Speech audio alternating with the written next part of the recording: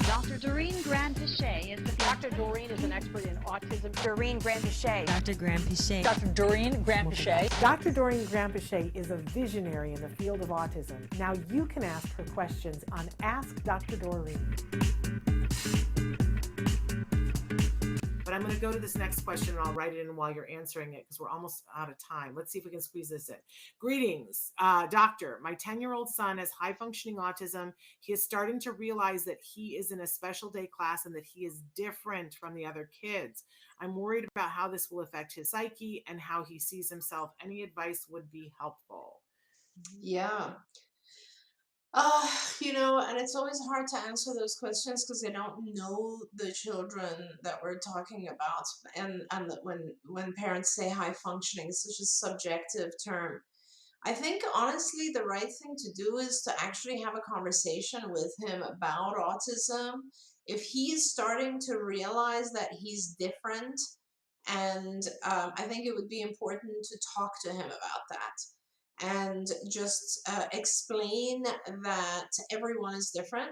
That's number one. Number two is that everyone has strengths and weaknesses, and things they struggle with. And that's basically it. I mean, I see autism as just kind of a extension, let's say, of the rest of us who are kind of normal and boring. Like, let's look at it that way, right? So it's like you have skills that are all within a certain level, and then individuals on the spectrum have skills that are much more advanced in some areas, and then different in areas that we live by. So, for example, an individual with autism might not like to give eye contact. Okay, because honestly, a lot of times, as long as they can survive, thrive, I like to use the word thrive rather than survive, and like get along and enjoy life. It doesn't really matter. It's something that we do, but it doesn't really matter, and it's not necessary. So I think it's one of the things you should have this conversation with your child and say there's absolutely nothing wrong with having this diagnosis. It means that there are certain things that you're good at, certain things that you need help with in order to thrive, just like everyone else. Like, you look at children who are typically developing, and there's one child that needs math tutoring. Do we call that a certain name? Do we make sure that for the rest of their lives they are in a different group? No, because they need tutoring on something. Or another child who is really bad at sports. I mean, we're all kind of different with our strengths and weaknesses, or areas of need, I'll say.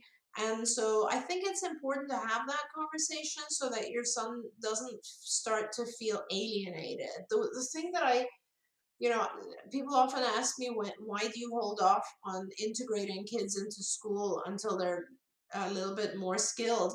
And this is exactly the reason. I don't want any child to go into an environment, any child, spectrum or not spectrum. I don't want any child or any human being to be put into a situation where they feel not good enough. That is the worst thing we can do for our kids, is to put them in a situation where they look around and they feel, I am not good enough.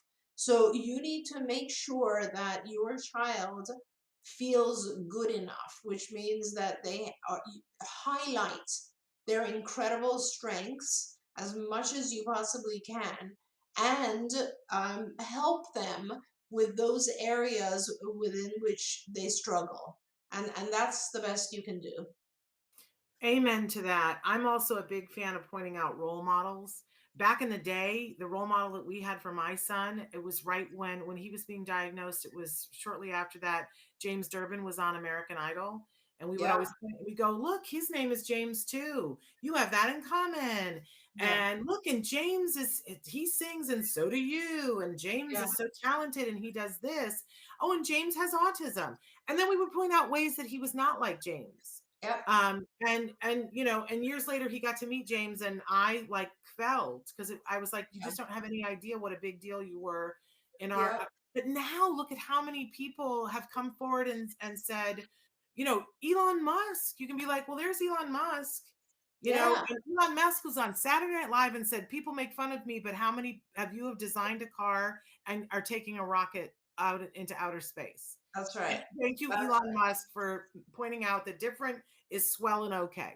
I love that. Parker says Carrie Magro is a good role model. There's so many of them out there right now. So I would say the value of a good role model is immeasurable. We're out of time, but I want to thank Dr. Granpeesheh for being here and all her beautiful brain and all of her wonderful heart that she brings to this. Thank you to all of you. We're back tomorrow live with Bonnie Yates is going to be here, special education attorney. If you guys have school questions about legally what is okay and what isn't, now's a good time to write them in on whatever format you're in. Write and get those questions to me so I can give them to Bonnie. And I don't want you to forget that on Friday, we're going to be here. Let's Talk Autism with Shannon and Nancy. Nancy Allspot Jackson will be here. And also Leah Hirschfeld will be here to share with us some new research that we've asked for her to elucidate on. And we'll have in the news. But thank you, Dr. Granpeesheh. Much love. And we'll see you tomorrow. Thank you. Until then, give your kiddos a hug from me and one for you too. Bye-bye for now. Bye, everyone. Thanks for watching Autism Live.